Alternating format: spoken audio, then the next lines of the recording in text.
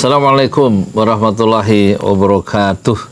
Saya Yudi Pramuko, tukang bakso Mekah dari Parung, YouTuber tertua di semesta. Rabu kemarin KPU menetapkan Prabowo Gibran jadi presiden, sah, dan wakil presiden sah. Dan Prabowo bilang saatnya untuk bekerja keras untuk rakyat. Biasa, politisi jangan gampang dipercaya. Dulu Jokowi bilang 10 tahun yang lalu apa-apa impor, udah 10 tahun nggak ada yang nggak impor, semuanya impor. Buat apa bansos? Nggak setuju dengan bansos, nggak taunya bansos malah dipakai untuk politisasi bansos untuk memenangkan calon tertentu ya. Yang dulu ditolak-tolak itu bansos ditolak, impor ditolak. Ternyata bansos justru makin banyak anggarannya bagi-bagi ya untuk kepentingan kelompok tertentu. Sementara impor ya karena marginnya, komisinya tinggi, ya dipertahankan untuk kelompok-kelompok itu. Jadi jangan mudah percaya ya dengan omongan politisi ya. Sekarang lagi euforia Prabowo jadi presiden ya. Dan kita lihat ya, negara demokrasi kalau kata Anies cirinya kan 3, komponennya 3. Ada election, ada pemilihan yang adil dan jujur. Nah, persoalan pertama sudah muncul ya, kecurangan dipersoalkan oleh lawan-lawan politik Prabowo dan juga oleh civil society, itu yang pertama. Jadi ada masalah sejak awal ya. Yang kedua adanya ini, komponen demokrasi itu berbeda pendapat ya, adanya pendapat, adanya berpikir bebas, bukan bebas, adanya sikap ya, adanya perbedaan pendapat itu dijamin gitu ya. Kita lihat nanti ya dalam prakteknya ketika keputusan-keputusan politik atau pemerintahan itu nanti di-challenge rakyat, bagaimana sikap pemerintah. Apakah menjebloskan orang-orang yang berbeda dengan pemerintah itu ke penjara ya?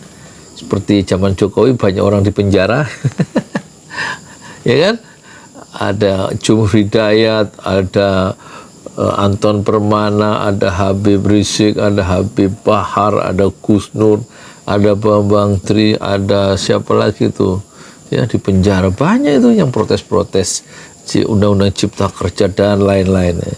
Terus komponen ketiga kata Anies, demokrasi itu adanya oposisi yang diberikan ruang ya.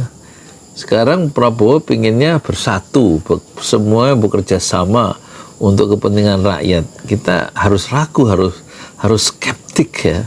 Jangan mudah percaya dengan omongan politisi sampai dibuktikan omongan itu cocok ya. Dengan apa? Dengan kenyataan. Jokowi ucapan-ucapannya banyak yang beda pendapat kan, banyak yang berbeda dengan kenyataan itu kan, sehingga dia dijuluki oleh pers internasional sebagai man of contradiction, laki yang penuh dengan kontradiksi itu, atau laki yang penuh dengan paradoks ya. Kita lihat nanti Prabowo ya kan, oposisi apakah nanti dikooptasi karena dengan koalisi besar, apakah Nasdem dan siapa itu PKB. Tentu Nasdem PKB akan ngikut Prabowo, maklum ya kan, punya kepentingan yang sama ya kan? Tapi PKS tampaknya akan berdiri sebagai oposisi bersama itu namanya siapa, PDIP tentu tidak bisa menerima ya manuver-manuver Jokowi yang sudah mengkhianati dia, yang dibesarkan selama 22 tahun. Dia melakukan pengkhianatan, meninggalkan Megawati dan PDIP, dan sekarang menyisakan ya anaknya Jokowi di pemerintahan. Enggak sukar dia menerima ya kenyataan itu, meskipun JK mengatakan sekarang semua harus bisa menerima kenyataan. Ya, itu kan ucapan JK yang tidak dalam posisi PDIP ya kan. Kita lihat ya, kita harus melihat Prabowo. Ya, Prabowo memang dia tidak menyerah 4 kali berhasil menjadi presiden. Saya sudah nulis bukunya ini 5 tahun yang lalu. waktu saya jadi pendukung Prabowo. Tapi sekarang saya nggak jadi pendukung Prabowo kemarin itu. Sorry ya, saya dukung Anies Baswedan yang mengagungkan nilai-nilai keadilan. Dan yang diperlukan di zaman sekarang itu bukan persatuan, tapi keadilan. Ya, bukan bansos yang diperlukan, tapi ada pemberantasan kemiskinan, bukan ngasih makan gratis ya.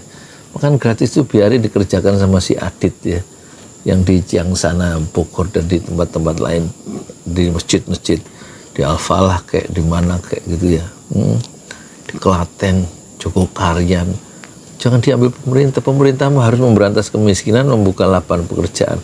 Gimana banjirnya tenaga kerja Cina dengan 15.000, hampir 16.000 proyek-proyek Cina di Indonesia. Bisa nggak itu dikendalikan sehingga yang diuntungkan bukanlah tenaga kerja asing Tiongkok, tapi tenaga kerja warga negara Indonesia sendiri.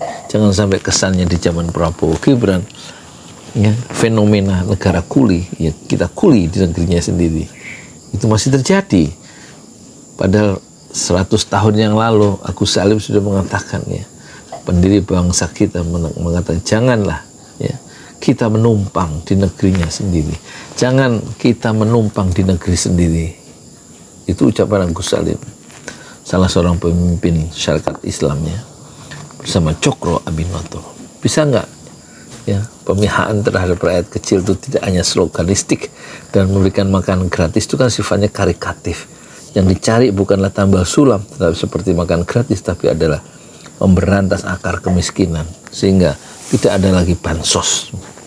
Assalamualaikum warahmatullahi wabarakatuh.